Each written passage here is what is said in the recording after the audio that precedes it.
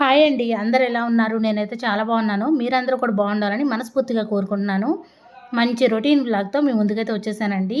ఈ వీడియోలో నేను నా డైలీ రొటీన్ ఏంటో షేర్ చేసుకుంటానండి. కొంతమంది మనుషులు మన ముందైతే యాక్ట్ చేస్తూ ఉంటారు కదా! నా మా దగ్గర డబ్బులు లేవు, ఏమీ లేదు అన్నట్టు నటిస్తూ ఉంటారు. దాని గురించి నేను తెలిసిన విషయాలేంటో మీతో షేర్ చేసుకుంటాను. అలానే కొంతమంది మనుషుల కన్నా డబ్బులకే విలువిస్తుంటారు కదండీ! వీటి గురించి అయితే నా ఒపీనియన్ ఏంటో మీతో షేర్ చేసుకుంటానండి. ఈ వీడియో అయితే మీ అందరికీ బాగా నచ్చుతుంది. అంతేకాకుండా కొంతమందికి గ్యాస్ ట్రబుల్ సమస్య అయితే ఉంటుంది కదా! గ్యాస్ ట్రబుల్ ప్రాబ్లం తగ్గిపోవడానికి వంటింట్లో ఉండే వాటితో నాకు తెలిసిన కొన్ని టిప్స్ అయితే షేర్ చేసుకుంటానండి. ఇదైతే బుధవారం రోజు మార్నింగ్ బ్లాగ్ అండి.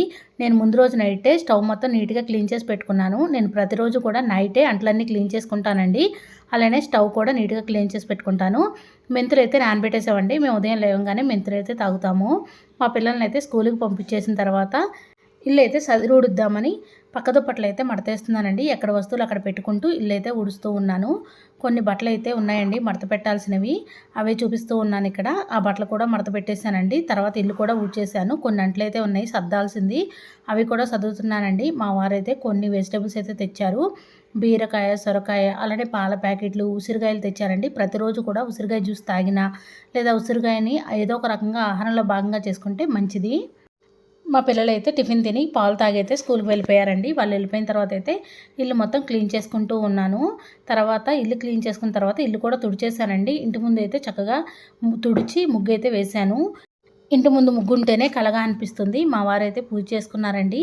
నేను ఈరోజు లంచ్లోకి అయితే సొరకాయ పులుసు, సొరకాయ ఫ్రై, అలానే బెండకాయ ఫ్రై కూడా ప్రిపేర్ చేశానండి. మా పిల్లలకి సొరకాయ ఫ్రై అంటే చాలా ఇష్టం.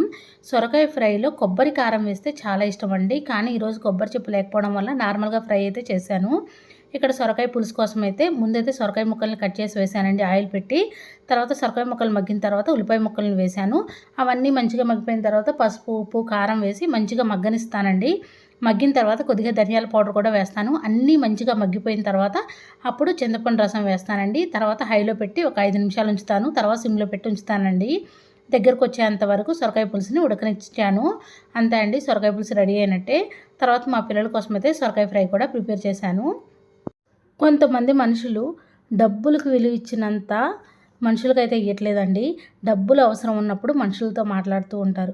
అసలు డబ్బులు అవసరం లేనప్పుడు మనుషులతో అసలు మాట్లాడరు. అలానే అవసరం ఉంటేనే మనుషులతో మాట్లాడతారు. అవసరం లేకపోతే మనుషులతో మాట్లాడరు. అంటే అవసరం ఉంటేనే మనుషులు కావాలా? అవసరం లేకపోతే మనుషులు వద్దా? నాకైతే అర్థం కావట్లేదండి. ఎప్పుడు ఒకేలాగా ఉంటే ఏమవుతుంది? డబ్బులు అనేది శాశ్వతం కాదు. కానీ మన అవసరానికైతే డబ్బు అవసరము. అంతేగాని ఒకరిని మోసం చేసి మనం డబ్బులు తీసుకున్నా సరే అవి నిలవ్వండి. ఎంత అన్నయ్యైనా, ఎంత చెల్లైనా, ఎంత అక్కయినా, ఫర్ సపోజ్ అక్క తమ్ముడి దగ్గర నుంచి ఏదో ఒక రూపంలో డబ్బులు తీసుకోవాలని ఆలోచించిందనుకోండి. తమ్ముడు కష్టపడితేనే కదా డబ్బులు వచ్చేది. తమ్ముడికి కూడా పిల్లలు ఉంటారు, పెళ్ళాం ఉంటుంది. అలానే అక్క దగ్గర నుంచి తమ్ముడు తీసుకోవాలన్నా, లేదా అన్నయ్య తీసుకోవాలన్నా, లేదా అమ్మోళ్ళు ఎవరైనా తీసుకోవాలంటే వాళ్ళకు కూడా ఒక ఫ్యామిలీ ఉంటుంది. వాళ్ళకు కూడా పిల్లలు ఉంటారు. ఎవరు కష్టపడ్డ సొమ్ము వాళ్ళే ఉంచుకోవాలి. ప్రతి దానికి ఒక లిమిట్ అనేది ఉంటుంది. కొన్ని సాంప్రదాయాలు ఉంటాయి. పలానప్పుడు పలానా విధంగా ఈ బట్టలు పెట్టాలి, లేకపోతే ఇది కొనియాలి, ఇలా ఉంటుంది. అలాంటప్పుడైతే పర్లేదు. కానీ ఓన్లీ ప్రేమతో కాకుండా ఓన్లీ డబ్బు కోసం నటించే వాళ్ళ కోసమే నేను చెప్తున్నానండి. అలా ఎప్పుడూ ఉండకూడదు. మనం ఎప్పుడూ కూడా ప్రేమతో ఉండాలి. డబ్బుదే ఉందండి, ఈరోజు ఉంటుంది, రేపు ఉండదు. మనం ఒకరిని మోసం చేయకుండా ఏ పని చేసి సంపాదించినా పర్లేదండి. మాయ మాటలు చెప్పో, మోసం చేసో ఒకళ్ళ దగ్గర నుంచి డబ్బులైతే తీసుకోకూడదని నేనైతే అనుకుంటాను. మరి మీరేమనుకుంటారో కామెంట్ చేయండి. మేము సాయంత్రం టైంలో అయితే అన్నం తినమండి నైటు. అందుకని నేనైతే ఓట్స్ సోయా సీడ్స్ ఉంటాయి కదా, అవి అయితే నానబెట్టేశానండి పాలల్లో. అవైతే చాలా బాగుంటాయి, టేస్టీగా ఉంటాయి, హెల్త్కి కూడా మంచిది. పాలల్లో పంచదార కానీ తేనె కానీ వేసి ఓట్స్ అలానే సోయా సీడ్స్ వేసి నానబెట్టి ఫ్రిడ్జ్లో ఉంచుకోవాలండి. ఒక 3-4 గంటల తర్వాత తింటే టేస్టీగా ఉంటుంది, హెల్తీ కూడా, కడుపు కూడా నిండినట్టుగా అనిపిస్తుంది. మేము డిన్నర్లోకి అయితే మా హస్బెండ్ నేను చెరొక దోశ అయితే వేసుకున్నాము. ఇవైతే తినేసామండి. ఇక్కడ నేను దోసపిండి పట్టడం కోసం అయితే నానబెట్టేశానండి. ఇడ్లీ పిండి, దోసపిండి 2 అయితే నానబెట్టేశాను. అవన్నీ కూడా మేము టిఫిన్ చేసిన తర్వాత అంట్లన్నీ క్లీన్ చేసుకొని దోసపిండి, ఇడ్లీ పిండి కూడా పట్టేసి అంట్లు మొత్తం క్లీన్ చేసి పెట్టుకున్నానండి. ఉదయం చేసిన చట్నీ ఉంటే వేసుకొని తిన్నాము. కొంతమంది మనుషులు అంటారు, మా హస్బెండ్‌కి శాలరీ ఎక్కువ రావట్లేదు, మీ హస్బెండ్‌కి ఎక్కువ వస్తుంది. అలా ఎందుకు అనుకుంటారో అర్థం కాదండి. ఎవరి కష్టానికి తగిన ఫలితం వాళ్ళకి వస్తూ ఉంటుంది.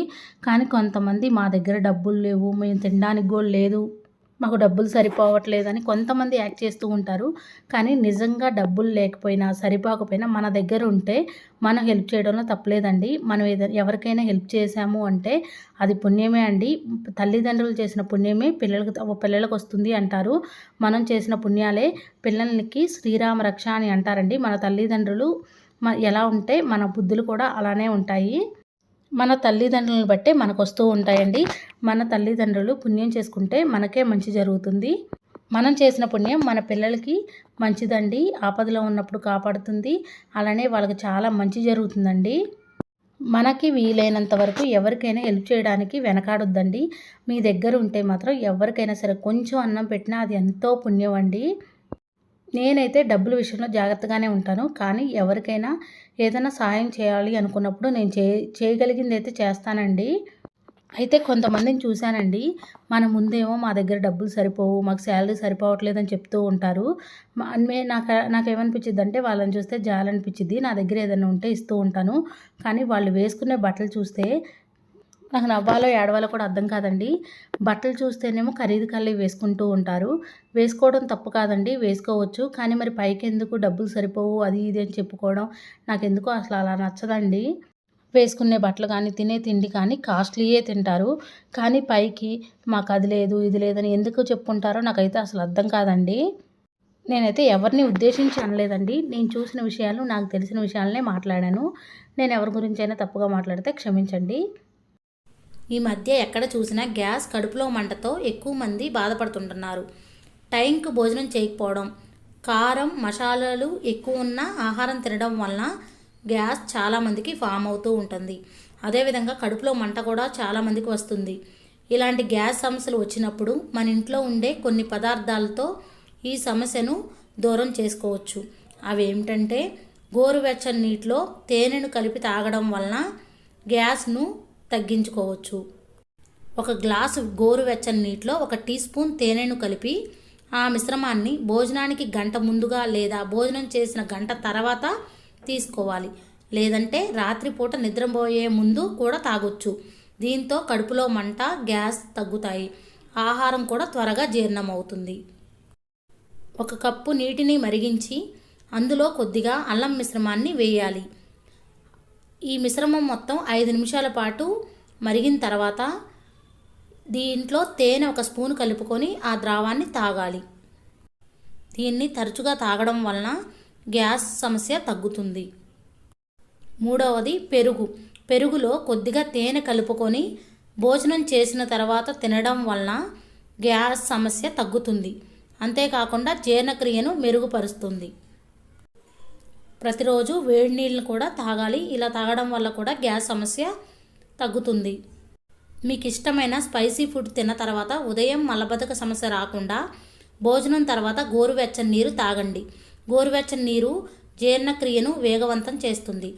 ఆహారం సులభంగా జీర్ణమవుతుంది. కాబట్టి ప్రతిరోజు మీకు వీలైనన్ని సార్లు గోరువెచ్చని నీళ్లు తాగడం వలన గ్యాస్ సమస్య రాదు. ఈ గోరువెచ్చని నీళ్ళలో తేనె, నిమ్మకాయ వేసుకొని తాగొచ్చు. నార్మల్గా గోరువెచ్చని నీళ్ళైనా తాగొచ్చండి.